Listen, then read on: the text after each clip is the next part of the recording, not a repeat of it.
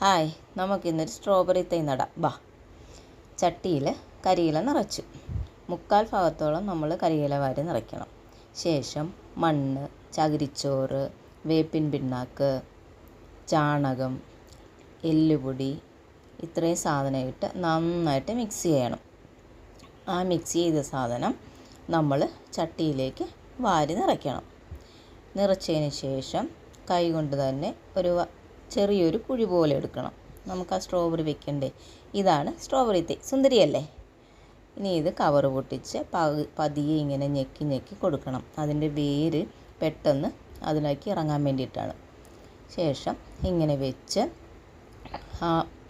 ആ മിക്സ് നന്നായിട്ടൊന്നിട്ട് അതിൻ്റെ മുകളിലേക്ക് കുറച്ച് ചകിരിച്ചോറ് കൂടി വിതറി ഇങ്ങനെ ആക്കി വയ്ക്കണം. ഇനി നനയ്ക്കണം. അപ്പോൾ ഇനി ഇത് വളർന്നു കഴിഞ്ഞിട്ട് നമുക്ക് കാണാം.